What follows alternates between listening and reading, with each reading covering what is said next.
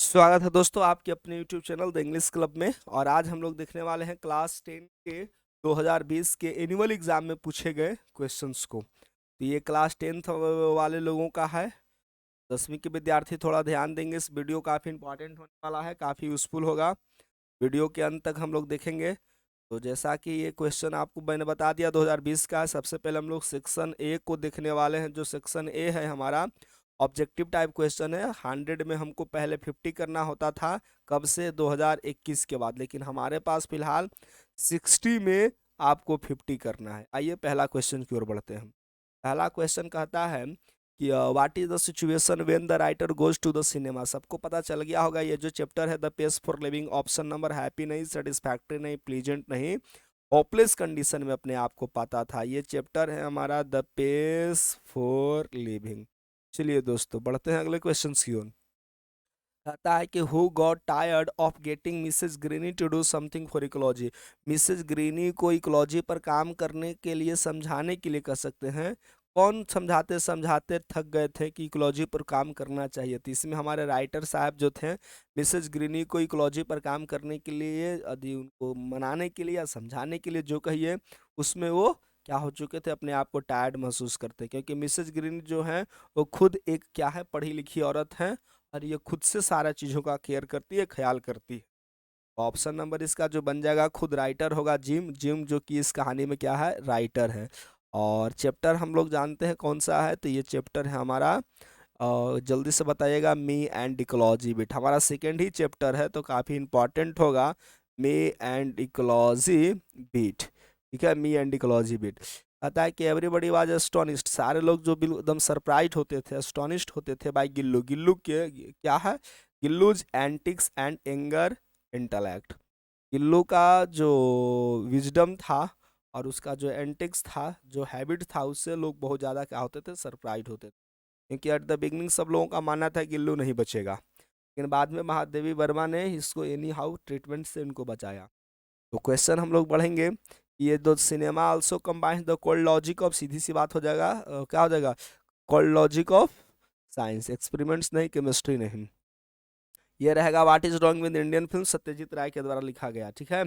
और the Nobel peace prize Aung San Suu Kyi के द्वारा को दिया गया था। अप्लाउडेड का मतलब होता है दोस्तों प्रेज, प्रशंसा किया गया। कैसे प्रशंसा किया गया है, लोकल नहीं है, नेशनली नहीं है, पॉलिटिकली नहीं है। जो राइट आंसर बनेगा इंटरनेशनली, क्योंकि यूएनओ के द्वारा इनको अवार्ड दिया गया था। The old women is a daughter of slave. सबको पता है ये जो चैप्टर्स हमारा रहेगा वंस अपॉन ए टाइम।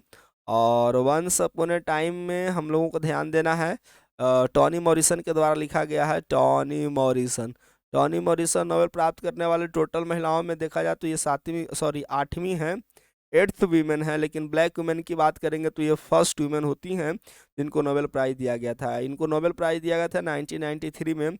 और इनकी जो फेमस वर्क था वो क्या था, माई बिलवेड था, नहीं सिर्फ बिलवेड था, सिर्फ बिलवेड इनकी फेमस एक रचना है। ठीक है, पैराडाइज भी है इनका, पैराडाइज है, बिलवेड है। कहता है is common in all culture. हर संस्कृति में कौन सी चीज़ होती है जो कॉमन होती है।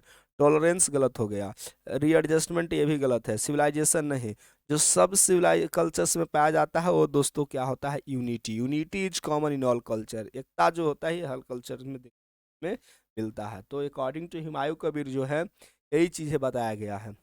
वेन पीपल स्टार्टेड फाइटिंग, जब लोगों ने लड़ना शुरू कर दिया था, तो कौलिया एंड मलासा स्टार्टेड टू डिग ए, क्या करा, चैनल। सबको पता है जब सारे लोग लड़ना शुरू किए थे तो कौलिया और मलासा जो दोनों छोटी बच्ची थी, चैप्टर है हमारा two little girls wiser than man. ठीक है ना। और ये लिखा जा गया हमको क्या है, लियो टॉल्स्टॉय के द्वारा। एक रशियन स्टोरी है, लियो टॉल्स्टॉय। तो इसमें ऑप्शन नंबर चैनल को वो लोग क्या करती हैं, डिग करना शुरू करती हैं। द सोर्स ऑफ लाइट जो है in the evening in village, गांव में शाम के समय जो लाइट का, प्रकाश का जो स्रोत होता था वो क्या होता था, टॉर्च था नहीं उस समय, सन की बात नहीं की गई है, 17th सेंचुरी की बात कही गई है। विलियम कॉपर है हमारे। ठीक है ना। तो इसमें जो मून बिन की बात की गई है, चैप्टर है हमारा, एक्चुअली पोएम कह लेंगे, क्या है, God made the country and man made the town. चलिए, the speaker in the poem ode on solitude, जो हमारा स्पीकर है अर्थात हमारा कौन है, अलेक्जेंडर पोप। अलेक्जेंडर पोप कैसे जीना चाहते हैं जी, अनलिमिटेड, बात बिल्कुल अनलिमिटेड तो मरना चाहते थे, ठीक है ना। अनसीन एंड अननोन, तो ये हमारा ए और सी दोनों होना चाहिए, लेकिन यहाँ पर देख रहे हैं कि चलो भाई मरना जीना सब एक साथ आएगा, तो इसको भी हम लोग इंक्लूड करके रखेंगे।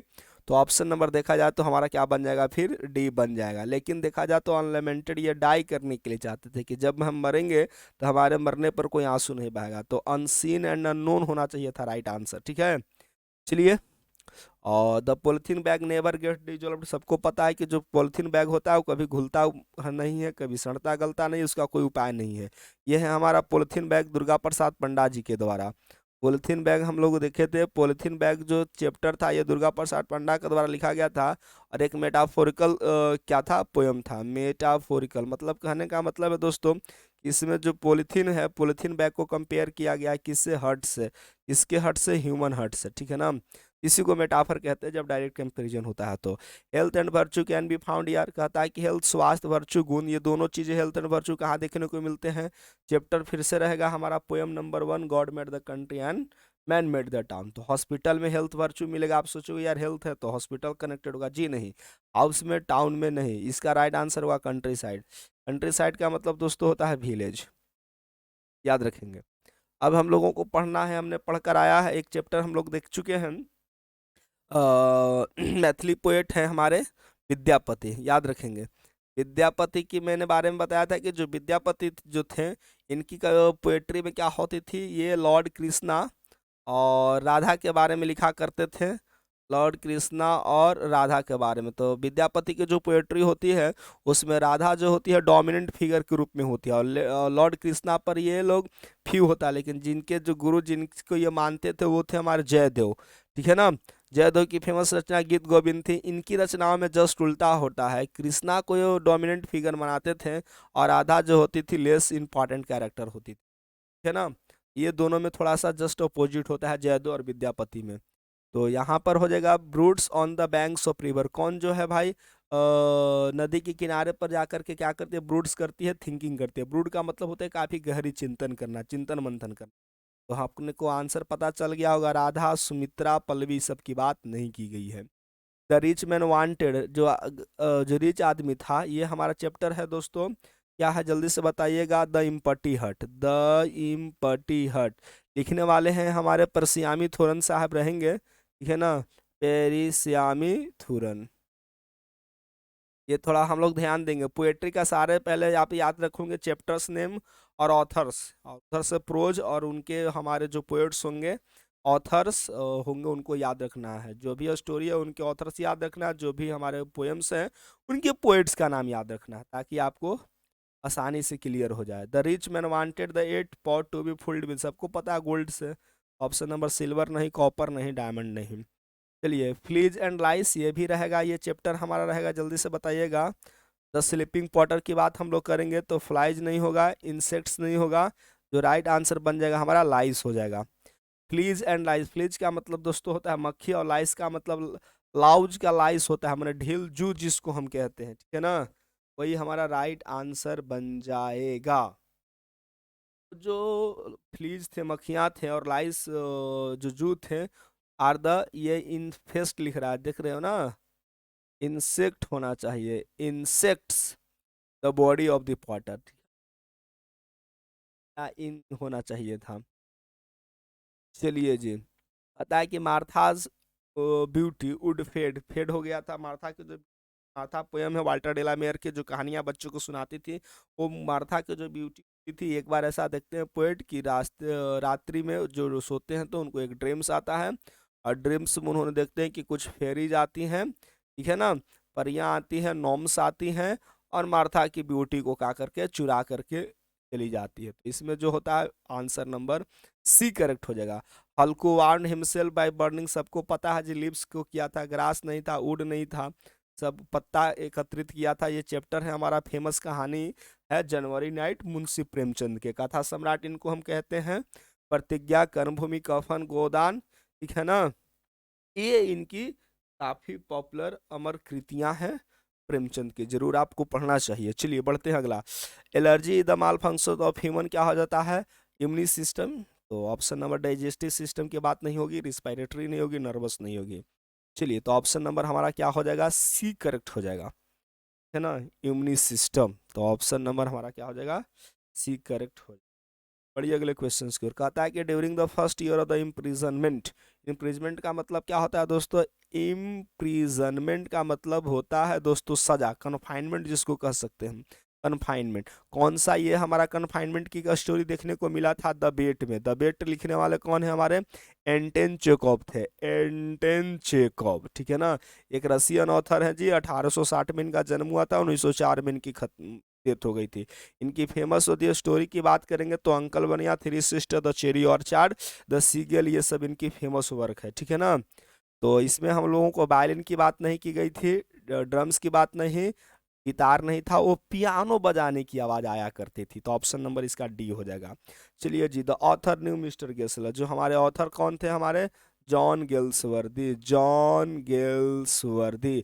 जॉन गेल्सवर्दी की खासियत क्या है भाई? 1932 ईस्वी में इनको नोबेल प्राइज दिया गया था, नोबेल प्राइज इन लिटरेचर, ठीक है ना। कौन से बुक के लिए दिया गया था जी? ये भी याद रखिए, द आइलैंड हेरेसीज, ये वर्क है जिनके लिए इनको नोबेल प्राइज दिया गया था, द आइलैंड हेरेसीज, ठीक है ना।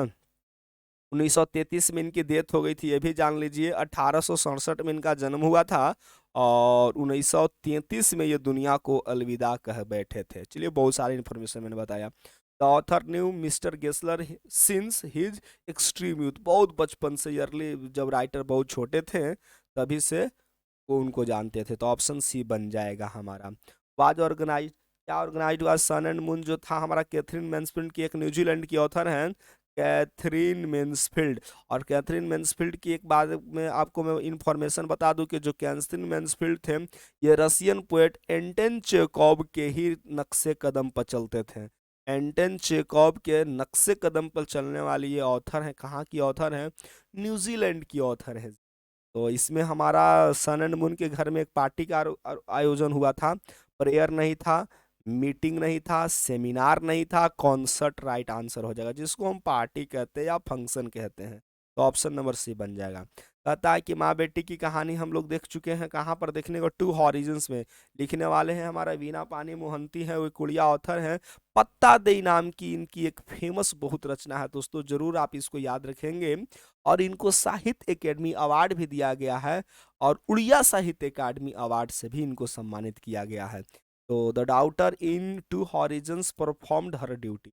टू हॉरिजन्स में जो डाउटर है, वो जो लड़की है, अपने हर ड्यूटी को बहुत अच्छे से परफॉर्म की है, विदाउट ए वर्ड ऑफ, एक वर्ड भी बिना किए हुए। तो राइट आंसर बन जाएगा हमारा, ए करेक्ट होगा दोस्तों, बी नहीं होगा, ये भी नहीं होगा।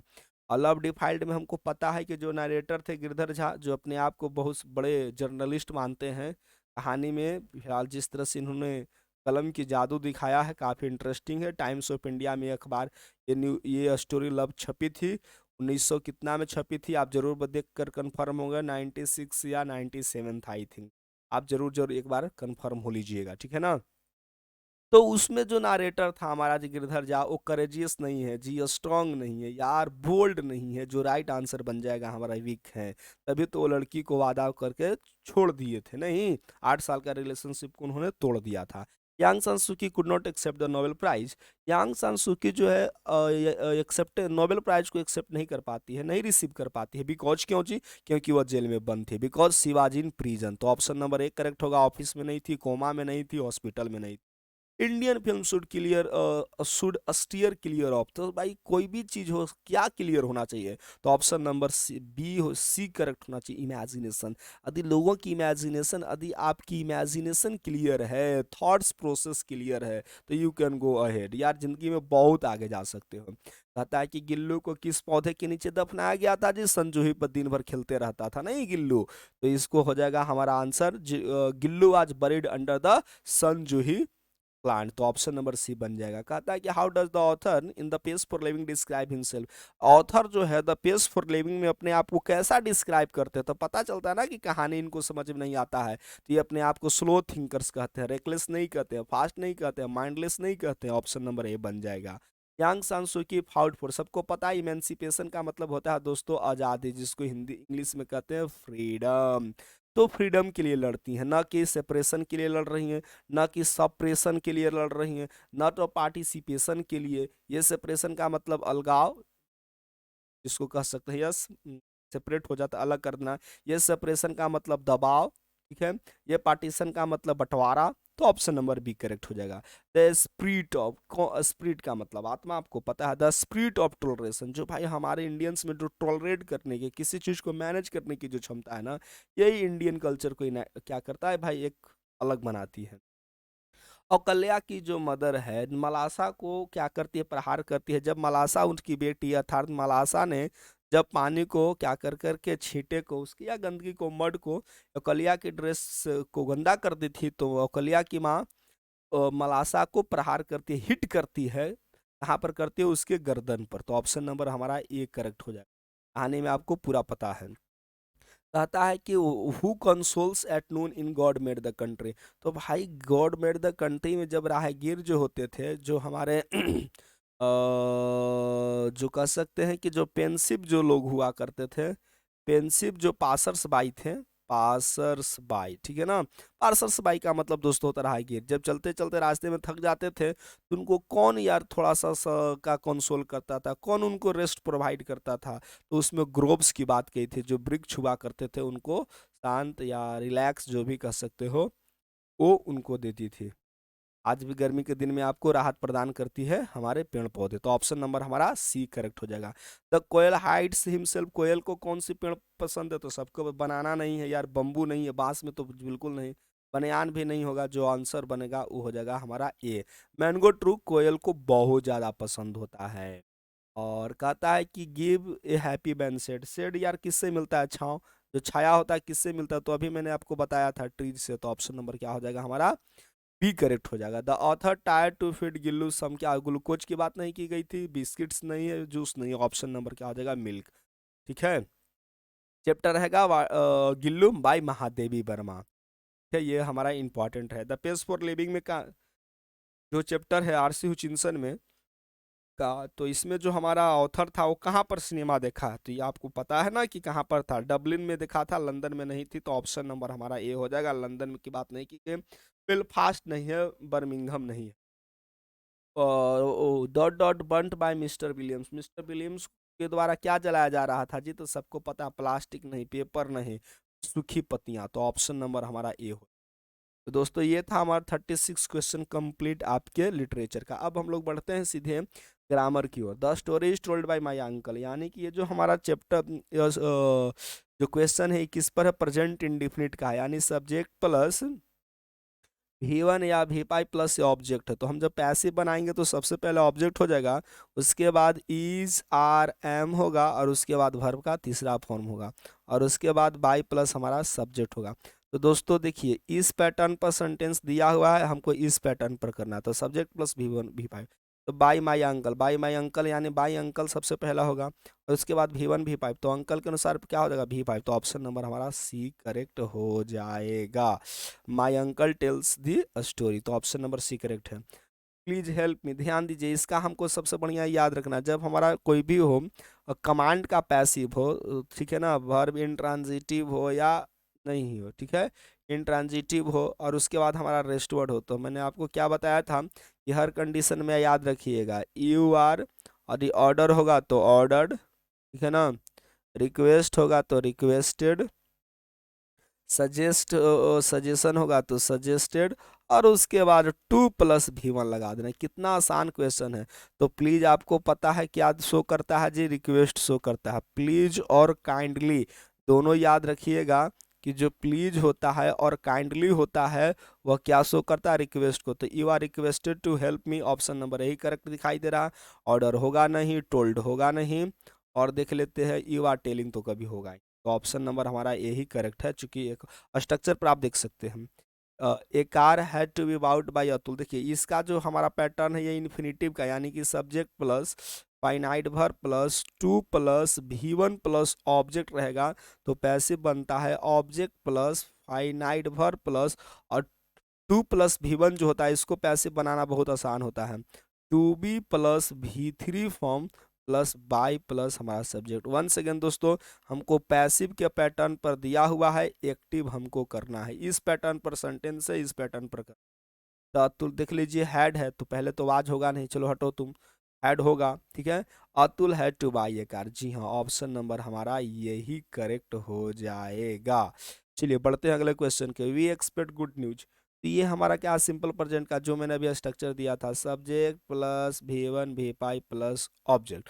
तो ऑब्जेक्ट प्लस V1 V5 के लिए क्या होता है, इज आर एम, और उसके बाद आपको लगा देना V3 फॉर्म, बाई लिया है तो बाई लगा दीजिएगा। तो प्रेजेंट इंडिफिनिट है तो पहला तो विल होगा नहीं, तो ऑप्शन नंबर ए गलत हो गया जी हमारा। एक्सपेक्टेड तो होगा नहीं, good news had to be, देख रहे हैं ना कि एक्सपेक्ट हमारा प्रेजेंट में तो हैड होगा, जी नहीं, तो ये भी गलत हो गया, ये भी गलत है, ऑप्शन नंबर हमारा डी हो जाएगा। Good news is expected by us. चलिए अब हम लोग नारेशन की बात करते हैं। कहता है कि सरिता सरिता जो है मुझसे कहती है या बोली, आप बोलिए I saw you going to the market yesterday. ध्यान दो, पहले पर पास्ट इंडिफिनिट है, तो पास्ट इंडिफिनिट किस में चेंज होता है, पास्ट परफेक्ट में, यानी subject plus had plus V3 ढूंढना है, पहला देखना है। और दूसरा देखना है कि यस्टरडे को चेंज करेंगे द प्रीवियस डे में, तो पहला ऑप्शन जो है यस्टरडे को चेंज नहीं किया, तो ये गलत हो गया, ठीक है। यहाँ पर देखो इसमें द प्रीवियस डे चेंज किया, तो पहले इसको ध्यान देंगे, सेड को टोल्ड किया है सही, आई सा के परफेक्ट किया है हैड बीन सीन, ये भी सही है, me going to the market the previous day, यानी ये यहाँ तक सही है। अब यहाँ पर सी में देखेंगे, इस सी में जो हमारा ये स्टडी है, स्टडी को नहीं चेंज किया, तो चलो तुम भी गलत हो गया। इसमें भी स्टडी को नहीं चेंज किया, तो कुछ नहीं हो, सिर्फ आपको थोड़ा सा रूल याद होगा तो बना दीजिएगा आप, सिर्फ ये स्टडी को ही, इसमें सब में स्टडी को ही छोड़ दी जाती है, एक भी आपको कॉन्सेप्ट पता है क्लियर हो जाएगा। Rahim says I must do it, इसमें तो मॉडल्स तो चेंज होता नहीं है, आप कॉपी कर दीजिए। पहले सेज है प्रेजेंट का, तो प्रेजेंट है तो पास्ट होगा नहीं जी, टोल्ड तो होगा नहीं, तो ऑप्शन गया ये। चलिए दूसरा बी है, ये भी प्रेजेंट है तो पास्ट किया, ये भी गया। यहाँ पर हैड तो ये भी गया, तो ऑप्शन नंबर सिर्फ देख लीजिए, Rahim says that he must do it. और हमने क्या बताया कि मस्ट हमारा क्या है, मॉडल है।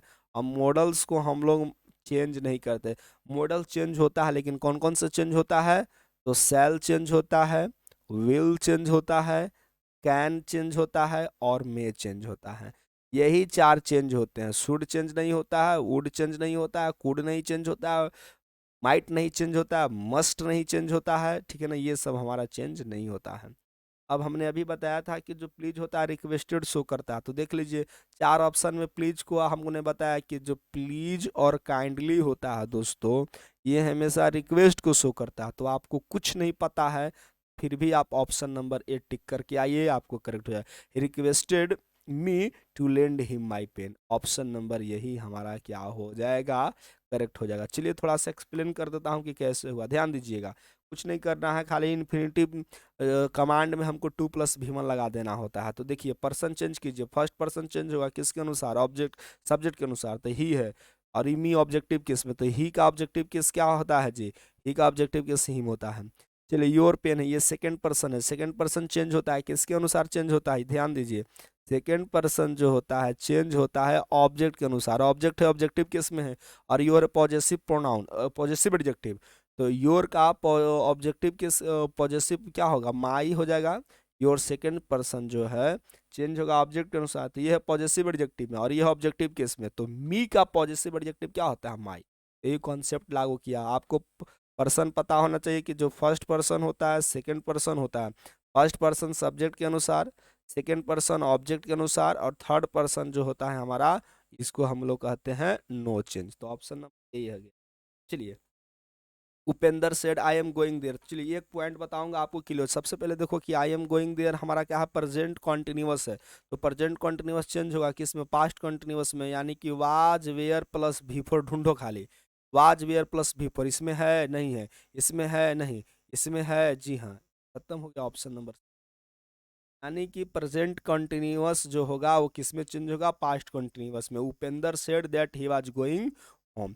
अब हमको कहना है वर्ब फॉर्म्स प्रेजेंट करना है। तो वर्ब फॉर्म्स में देखिए पहला पैटर्न मैं बताता हूँ कि जो हैज होता है, हैव होता है दोस्तों, इसके बाद वर्ब का तीसरा फॉर्म होता है। तो द गर्ल हैज सेंडिंग होगा, हैज ये होगा नहीं तो सेंट होगा ना, तो ऑप्शन नंबर बी करेक्ट हो जाएगा। चलिए, अब आपको नेक्स्ट वीक, सबको पता है कि नेक्स्ट वीक हो, टुमारो हो, नेक्स्ट मॉर्निंग हो, जैसे ही आपको ये सब दिखाई, ये सब क्या होता है जी, फ्यूचर टाइम को शो करता है। और फ्यूचर टाइम को शो करता है तो पैटर्न बनता है subject plus shall will plus V one form, ठीक है। तो ही लेफ्ट होगा नहीं, इज लिविंग होगा नहीं। अब देखो फॉर द नेक्स्ट वीक, तो ही इज लिविंग, चूंकि अब यहाँ पर देखो फ्यूचर है नहीं, तो फ्यूचर के लिए मैंने एक बार और पैटर्न बताया होगा। इसका पैटर्न होता है प्रेजेंट कंटिन्यूअस के जैसा। तो subject plus is are am plus V four plus, इसमें गोइंग के साथ भी इस्तेमाल करता है, डायरेक्ट भी फोर है कोई बात नहीं, प्लस रेस्ट वर्ड। तो देखो ये तो होगा नहीं, ये होगा नहीं, तो ऑप्शन नंबर जो आपका सी है यही करेक्ट बन जाएगा, क्योंकि हमें ऑप्शन से वर्क करना होता है। तो he is living for Daltonganj next week, अगले सप्ताह डाल्टनगंज के लिए क्या हो रही है, हो रहा है, प्रस्थान कर रहा है और वहां जा रहा है। चलिए, अभी अभी फिर से है जस्ट है, तो ये तो फिर से प्रेजेंट परफेक्ट का रहेगा, तो Sita has just gone out, सीधी सी ऑप्शन नंबर ए होगा। एज के बाद क्या होता है, भीतरी फॉर्म होगा तो वेंट होगा नहीं, गो होगा नहीं, गोज होगा नहीं, ये। चलिए, ऑप्शन नंबर आई सा हिम। अब यहाँ पर ध्यान दो कि जब ऑलरेडी एक हमारा क्या है, ट्रांजिटिव वर्ब है, यानी कि सब्जेक्ट प्लस एक और ट्रांजिटिव वर्ब है, उसके बाद ऑब्जेक्ट है, तो या तो यहाँ पर क्या होना चाहिए था, टू प्लस भी वन होना चाहिए, और नहीं तो फिर जेरंड फॉर्म में होना चाहिए। जैसे आई सा हिम टू प्ले, जनरली हम लोग क्या होगा, आई सा हिम प्लेइंग, ऑप्शन जेरन का रूप दे दीजिए, ऑप्शन नंबर ये हमारा करेक्ट हो जाएगा। कौन सा करेक्ट होगा, आई सा हिम वेटिंग फॉर यू, मैंने उसे तुम्हारे लिए इंतजार करते हुए देखा, वेटिंग हमारा हो जाएगा right form, option number B. चलिए, अब हम लोग बात करते हैं प्रीपोजिशन की। तो देखो दो के लिए हम लोग इस्तेमाल करते हैं तो बिटवीन का होता है दोस्तों, ठीक है। जब दो एज होता है और पैरेलल की बात होती है तो क्या होता है, एलोंग होता है, लेकिन एलोंग तो ऑप्शन है नहीं, तो मोर देन टू है हिज फ्रेंड्स, सीधे क्या हो जाएगा, एमोंग। दो से अधिक के लिए more than two, more than two के लिए हमारा क्या हो जाएगा जी, मोर देन टू के लिए हमारा एमोंग हो जाएगा। ये जो मैं बता रहा था, मैं एलोंग को बता रहा था, चलिए एलोंग ऑप्शन नहीं है तो छोड़िए, इसकी बाद में ट्रू का आपको पता है गलत हो जाएगा, फ्रॉम भी यहाँ पर गलत हो जाएगा। The servant put off the light, put off का मतलब बुझा देना, पुट आउट का मतलब पुट आउट भी, पुट आउट रखो, चूंकि ऑफ डबल एफ है नहीं यहाँ पर, ठीक है।